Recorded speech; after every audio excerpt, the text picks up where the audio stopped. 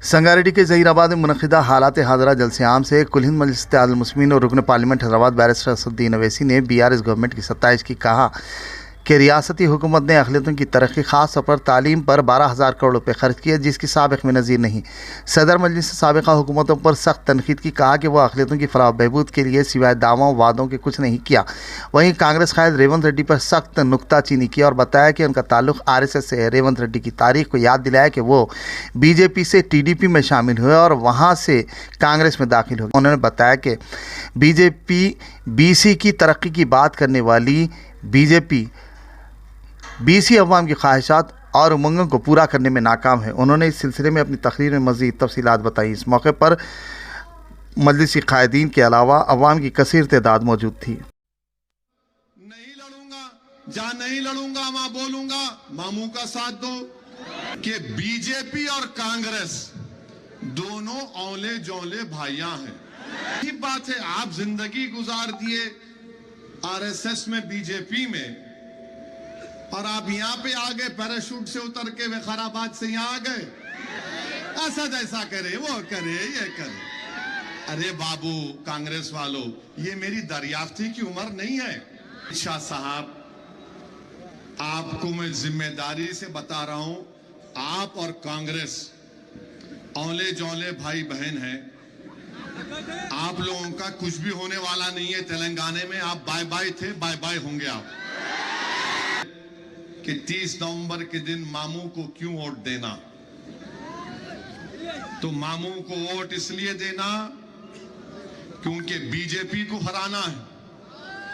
मामू का साथ इसलिए देना, कांग्रेस RSS की मां है। कांग्रेस के जो सदर है ना तेलंगाना के, इनू भी RSS से आए, BJP से थे। फिर RSS बोली साइकिल पे बैठ जाओ, साइकिल पे बैठे, साइकिल का डुबा दिए, फारक तोड़ दिए, साइकिल को पंक्चर करे। बाद में RSS बोली देख साइकिल का तो तू काम कर दिया, अब तू जरा पंजे को पकड़ ले। तो RSS तेलंगाना में पंजे को पकड़ी हुई है, मैं मजाक नहीं कर रहा हूं। ये आदमी RSS से आया हुआ है नुमाइंदगी पर। 9 साल में तालीम के ऊपर 12,000 करोड़ रुपए और यहां पर मंजलिस की नुमाइंदगी पर टेम्बरिस के स्कूल जो अब जूनियर कॉलेज में तब्दील हो गए, कितने बच्चे पढ़ रहे मुस्लिम अक़लियत के, आपको अंदाजा भी नहीं होगा। अगर आपको है तो मैं बताता हूं, 2,10,000 बच्चे और बच्चियां स्कूल में पढ़ रहे हैं। 6 से 12 तक फ्री। अब तक 80,000 पढ़ के निकल गए, 80,000 पढ़ के निकल गए।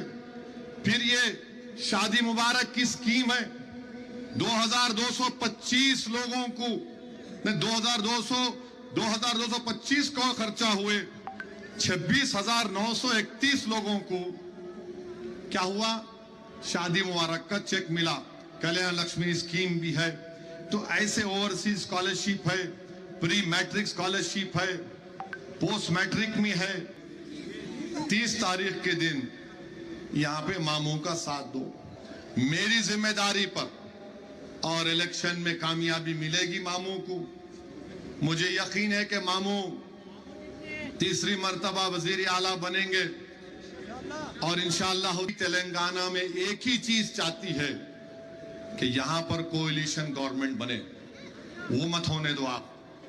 वोट डालना आपका इख्तियार है, मगर कभी कोएलिशन बनने मत दो।